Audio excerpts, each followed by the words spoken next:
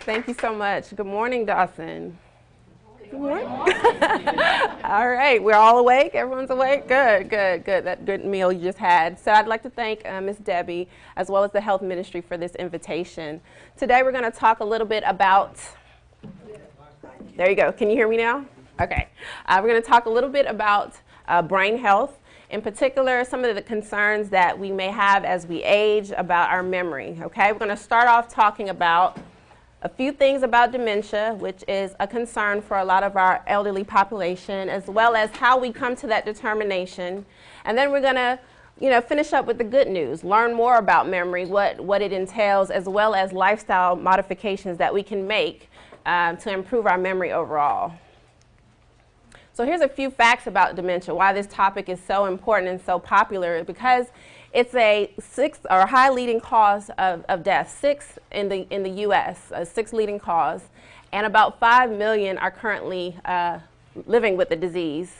That breaks down to about every 67 seconds someone in the United States develops dementia. So this is a very prominent epidemic in our society, and it costs quite a bit to take care of this population, anywhere from facilities to wages lost by the caregivers and taking care of costs from secondary injuries from dementia as well. So it's a very, very important topic to discuss. So some people want to know, what is dementia? It's very critical to know that all memory loss is not dementia. What makes us think about dementia is when the symptoms are progressive and non-reversible. That's a very critical part of how we define dementia, because there are a lot of things that can affect your memory that are reversible, and we'll talk about some of those things today. So a progressive, non-reversible decline in cognitive function that significantly impacts the daily activities. That's another critical part. So some things we forget. We may forget someone's name or forget that word we wanted to say, but how does it impact your daily life? Because there is some occasional forgetfulness that is a part of normal aging. The other part of the memory deficit that we pay attention to as clinicians is, how is it interrupting their social interaction? So are they still able to function with their family members as normally, as well as in their occupation if they're still working? So some of the things I look to hear from a patient when they come into my office are memory loss, like I said, that interrupts their daily function. They used to be able to operate the family business without problem, and all of a sudden they can't do calculations, things like that. Challenges in problem solving and inability to complete tasks. That's another big sign that makes us think, is there a non-progressive, a non-reversible progressive condition going on? It's often common that as we age, we can't remember the exact date, but in patients with dementia, they may forget what city they're in, and they've lived in that city for years and years and years. So occasional time or being off a day or two, that's a part of normal aging. But when they can't remember places they've been for a long time, or even the year in particular, that really signifies something greater is going on. Because of the part of the brain that dementia affects, sometimes there's issues with visual and spatial relationship. So understanding themselves as it relates to their environment is another big sign that we see in patients with dementia. I had a patient who would walk past the mirror and think that someone else was there, not really associating it with herself. Also, new problems with words in speaking and writing. Usually, if you can't think of the word, you usually can get a cue and someone can kind of cue you into it. However, there are occasional times where we see a problem both in their speaking and their writing, and that makes us think that something more severe is going on as well. We all misplace things, but a lot of times if we really sit down and think about it, we can retrace our steps and find that thing again. However, in patients with dementia, they're not able to retrace their steps and go back to find that object. Poor judgment is another huge sign. I had another patient that decided to go visit her daughter in Florida at 2 o'clock in the morning, things like that. These are examples of signs that are associated with memory loss that we think about dementia. And then changes in mood and personality, and most commonly, because of all these changes, patients tend to withdraw from their environment.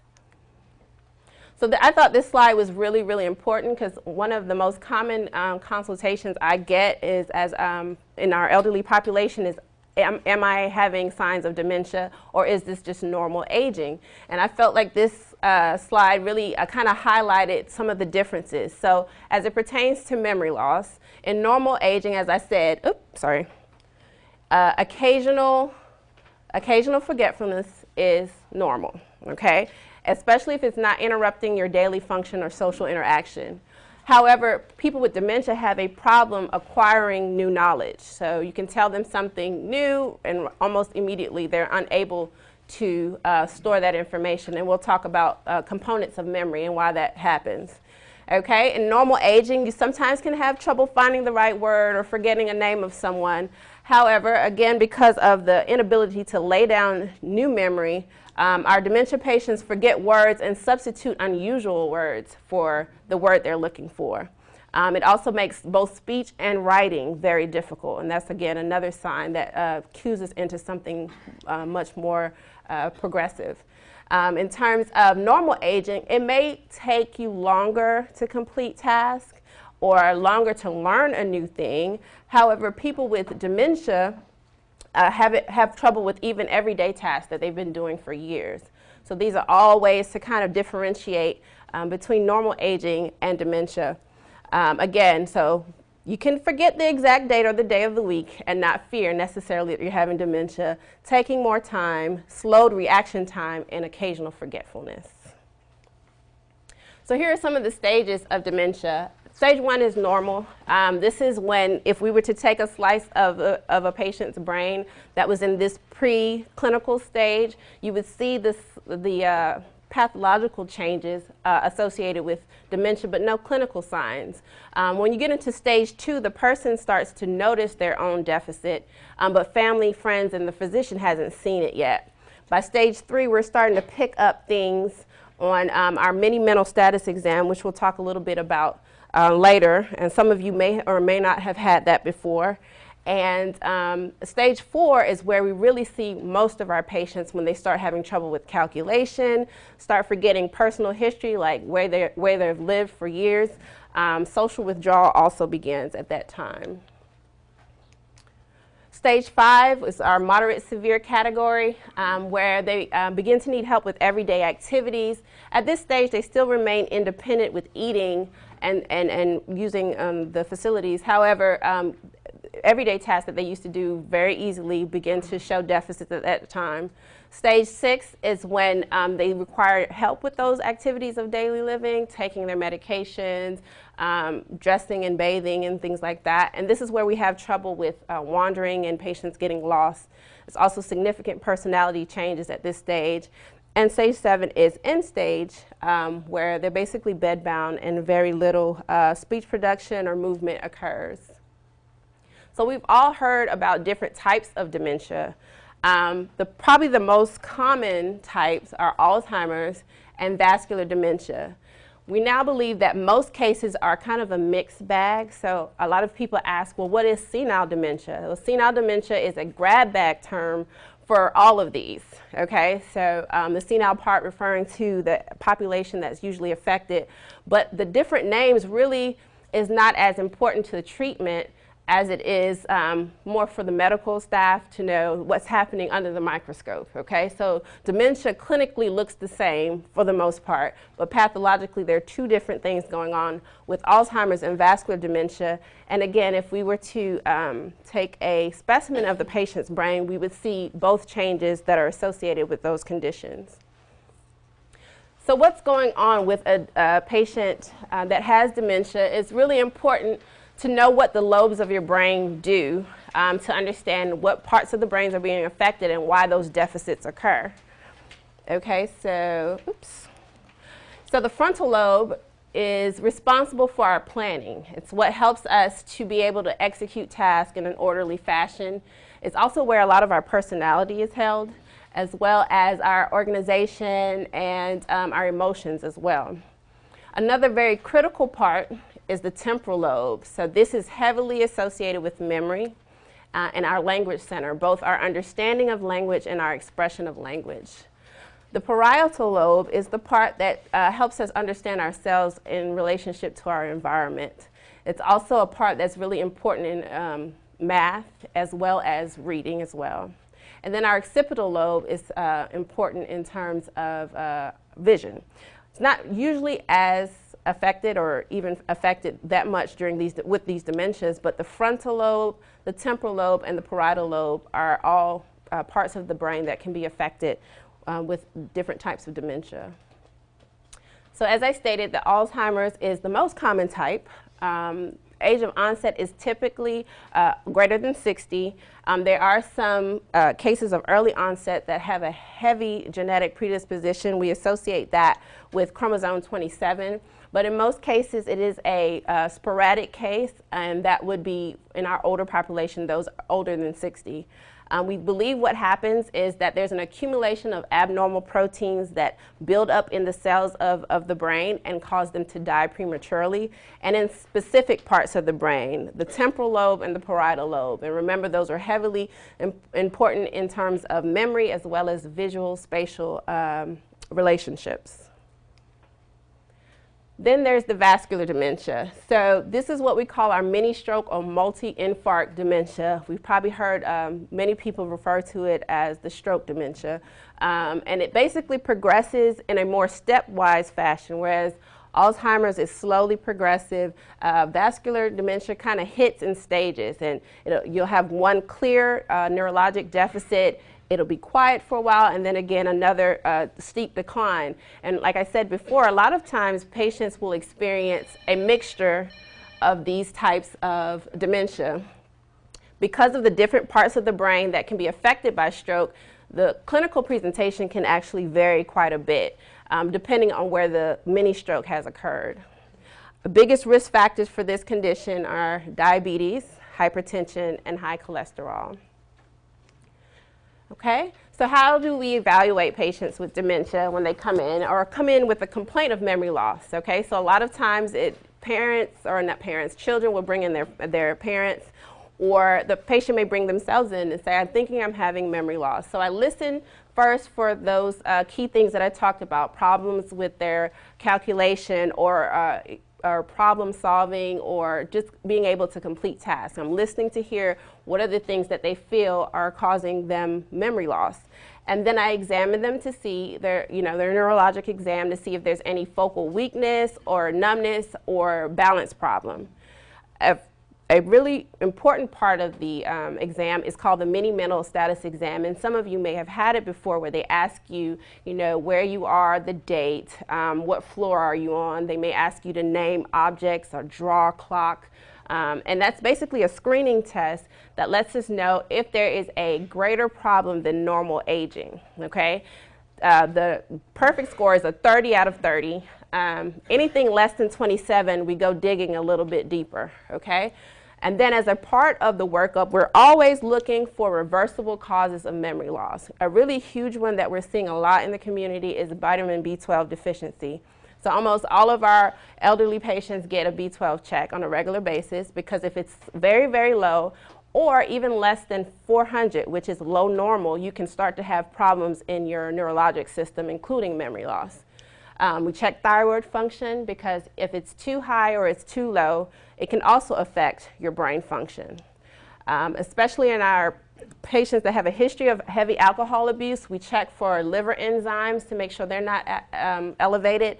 And because the liver, when it's not working properly, you can accumulate a certain toxin called ammonia that really likes to hang out around the brain and cause confusion and memory problems. So we check that as well. We also check for other infections, and in our diabetics in particular, we look for glucose, because chronically low glucose can also affect your cognition. There are some cases with the mini mental status exam that are borderline, where it's not quite sure if it is a normal aging process or just we caught the patient on a bad day. So sometimes we need to do neuropsychological testing, which our psychology department helps us out with by testing different parts of the brain specifically with certain tasks and screening tests. And sometimes that's helpful, because one of the huge mimics for dementia is actually depression. what we call pseudo dementia. And because the part of the brain that is associated with mood is also the same as the part of the brain that's associated with memory, it's very difficult for you to lay down new memory if you're extremely anxious or extremely depressed. So that's why it's really important that sometimes if we're not quite sure if there is a psychological overlay, we sometimes bring in our neuropsychological testing as well. It's always that we will try to look at the brain at least in the beginning of the evaluation because we want to know, one, is there a focal area that is more atrophied than the other? Here's an example. So for Alzheimer's in particular, so this is our normal control, and if you notice very obviously there's a huge change between this space and this space. So this is the parietal lobe and this is the temporal lobe, and these are the fluid-filled spaces of the brain we call ventricles. And as you can see, because the cells around those ventricles have died out, this patient had very advanced stage dementia, and so this is an example of a brain that we may see in an Alzheimer's patient. Here we have a vascular dementia patient, and if you can notice that this area is a little bit wider than the surrounding areas, and this is a result of little tiny blood vessels being plugged up over time. This patient had hypertension, diabetes, and high cholesterol, and over time this confluent area just becomes all white, and we call that white matter disease, and this is a result of years of uncontrolled hypertension and diabetes. So as you know, there is no cure for dementia. The medications that are offered are basically thought to slow the progression of the disease. One chemical that the brain uses for memory is called acetylcholine, and these medications allow more of that chemical to be available to the brain to lay down new memory. So a lot of times these drugs help to stabilize our patients, or they can see slight improvement in the beginning, but because the overall process is progressive, those proteins are building up because of abnormal metabolic process. That process continues to happen, so this medication is only symptomatic and it does not stop the progression of the accumulation of those proteins. So what is going on with memory? Like, a lot of times people will say, I have a bad memory, as if it's a part of their brain that you could point to and say, this is where my memory is located. The truth is that memory is a process. It involves more parts of the brain than just the temporal lobe. You can have some interaction with the frontal lobe as well as parietal lobe that help trigger a memory. The process of recall includes three basic steps, the first of which is encoding. And encoding has to do with what you perceive from your environment, what you see, what you touch, what you hear. And so memories start with what you perceive from your environment. After you encode or you perceive what's going on, it goes very quickly into your short-term memory, okay? And then if your brain deems it important, it will store it or attach it to something that is attached to your long-term memory, okay? And once it's in that long-term memory, it is much easier to retrieve. So if you're saying you have a bad memory, usually it's not all these parts of the condition. It's not usually all these parts of the condition. It's usually either a problem with encoding or storage or retrieval. A really critical point here is that attention and concentration is very key. So a lot of times I find that the issue is encoding because of poor concentration or attention. And what are some of the things that can affect that? Include hearing loss, so you're not perceiving it to even remember it, or you hear parts of it, or mood problems, poor sleep, because if you're not sleeping well, you're not going to be as attentive as someone who has great sleep. So that's really important. Before you blame it on the memory, there may be something that's stopping you from encoding the information to begin with, okay? So why we're all here is to see if there's anything we can do to slow this progression or prevent it altogether.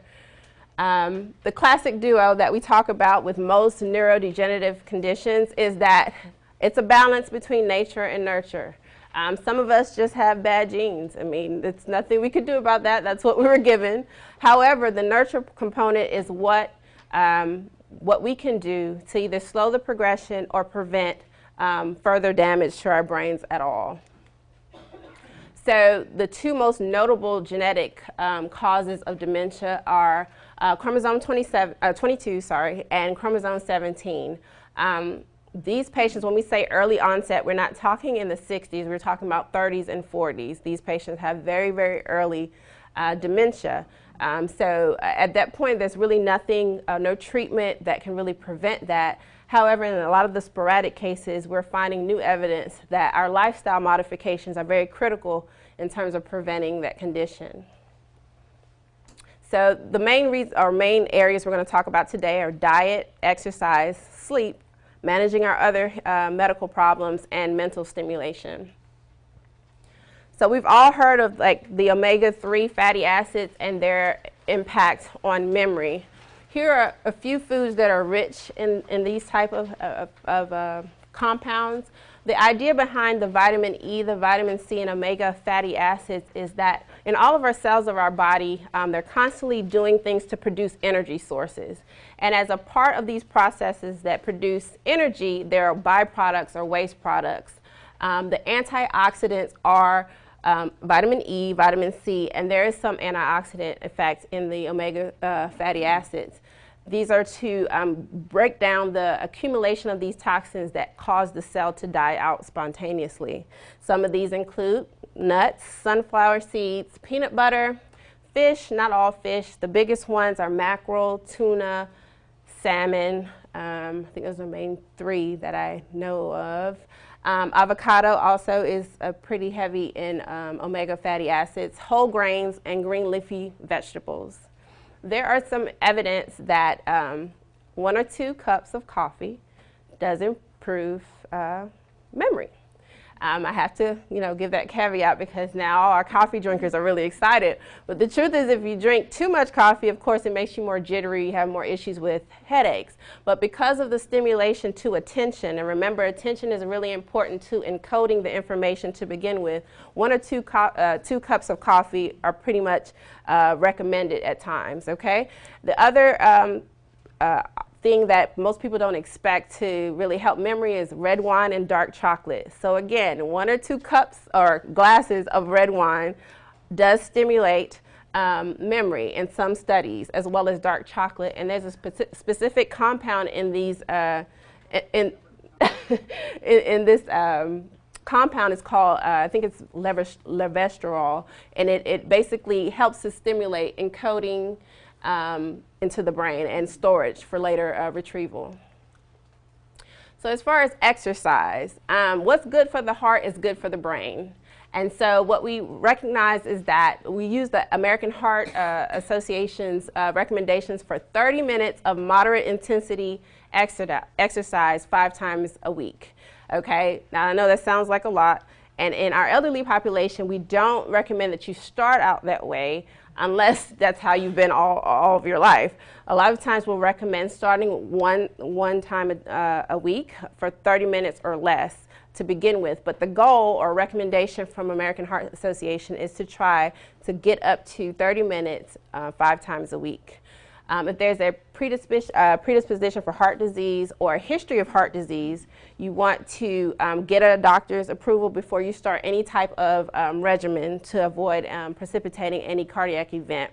And also we encourage you to start with low intensity and gradually accelerate.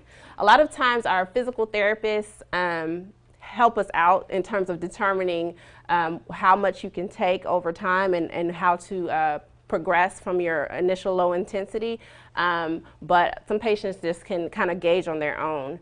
We also encourage companion or group exercise, not only for the motivation, but in case of a medical emergency during the exercise.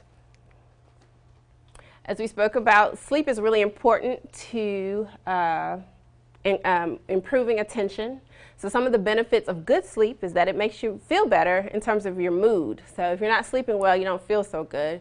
You can also decrease stress, and it helps to move those encoded perceptions into storage. So during your sleep, your brain is still moving, it's still working to create memories. So good sleep helps you to hold on to your memories a lot better.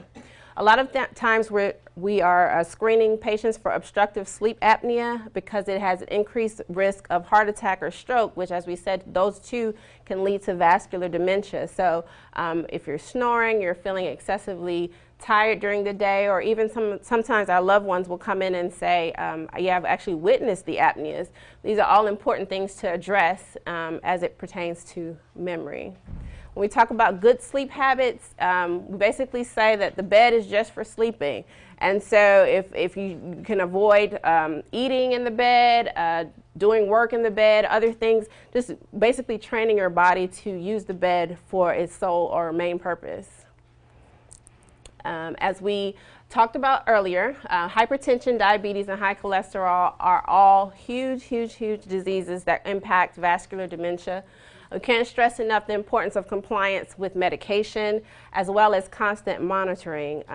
I find that a lot of times, sometimes patients will wait between each appointment before they make modifications to their drugs or to their medication. So if you're monitoring your blood sugars on a regular basis, your blood pressure, sometimes you can call into the office and those adjustments can be made, because sometimes appointments are 3 or 6 months out. And so all the while your brain is functioning in these higher blood sugar levels or higher blood pressure. So it's really important that patients take an active role in their own care by monitoring their blood pressures and their cholesterol, and their blood sugars on a regular basis. Another really important component of memory loss is undiagnosed or untreated depression and anxiety.